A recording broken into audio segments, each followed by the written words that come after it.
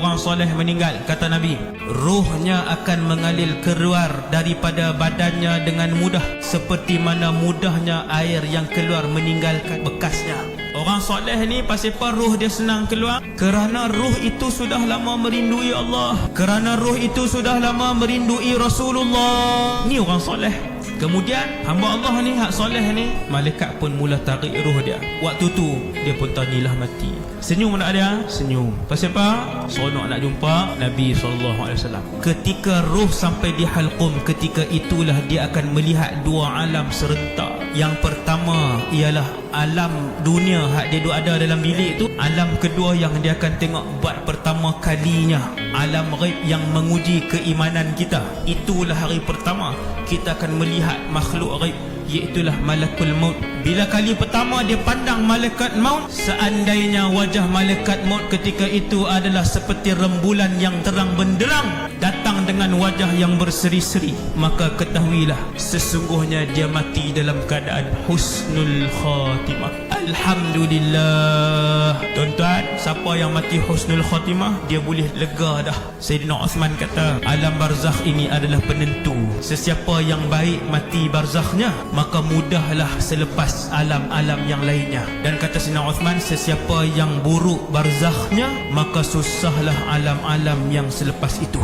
Tuan-tuan sekalian, bila dah kafan dengan kafan kain daripada syurga, wangi-wangian daripada syurga, ke mana ruh akan pergi? Ruh akan dibawa sampai ke langit yang ketujuh untuk menghadap Allah Subhanahu Wa Taala. Lalu malaikat pun bawa, malaikat rahmat bawa kita sampailah ke langit yang pertama. Pintu langit pertama ditutup. Bila sampai di langit pertama, malaikat tanya siapa? Fulan bin Fulan. Cek nama, ada.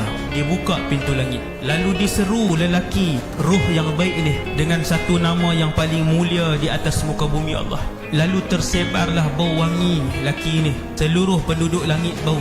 Dia kata, siapa ni manusia yang mulia ni? Malaikat tu pun jawab, Fulan bin Fulan. Nama kita.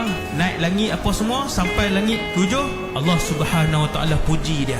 Kemudian Allah arahkan buku amalan dia. Dibawa buku amalan kita. Tak di mana? Satu tempat bernama Illiyin. Buku orang soleh letak di Illiyin. Habis letak di situ, kembalikan dia. Pergi ke mana? Alam barzakh. Turun balik daripada langit ke-7 tu, turun masuk bawah. Mayat kita, badan kita dimandikan, dikafankan, disolatkan, kemudian ditanam. Habis tahlil, talqin apa semua, orang pun dah tanam apa semua, orang pun akan tinggalkan kita. Kemudian lalu dia akan didudukkan oleh dua orang malaikat. Yang ni lah barzakh waktu tu. Sebab kita ada jawapan, kita pernah mengaji. Kalau orang tak pernah mengaji, dia kata, ni apa dia ni? Alam apa ni? Siapa nak mai? Kenapa duduk di sini? Pasal apa tak hidup? Dia tak ada jawapan, walaupun dia Islam. Tapi kalau dia pernah mengaji, dia tahu ni barzakh. Satgi apa akan berlaku? Malaikat akan mai. Berapa orang? 2. Siapa nama mereka? Seorang nama Munkar, seorang nama Nakir. Lalu dia pun datang. Soalan tahu lagi, semua orang tahu dah. Man Rabbuka? Maka lidah dia yang fasih, kerana dia orang soleh. Lidah dia yang fasih akan jawab, Rabbi Allah.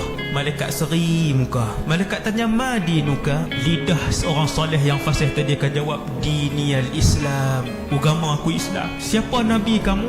Nabi aku Muhammad. Akhirnya dia pun menjawab ke semua soalan. Setelah habis ditanya orang soleh tadi, dia pun lulus semua soalan. Akhirnya dia pun dipersilakan ke sebuah tempat dan negara yang indah. Nama negara itu adalah Raudhatan min Riyadil Jannah. Satu taman daripada taman syurga. Belum syurga lagi, tapi punyalah cantik. Di situlah alam barzakh, di situlah ruh orang soleh tinggal buat sementara waktu.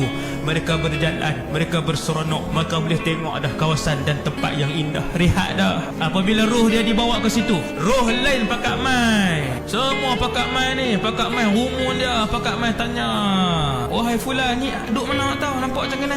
Ni mati elok noh, mati elok tu duduk taman syurga. Allahu Akbar. Berehat dah, boleh rehat dah. Hak nak susah, hak nak letih ibadah dunia saja. Yang sudah duduk di taman syurga tak pernah kebuluh untuk kembali ni, nak mai alam hak penuh dengan penipuan dan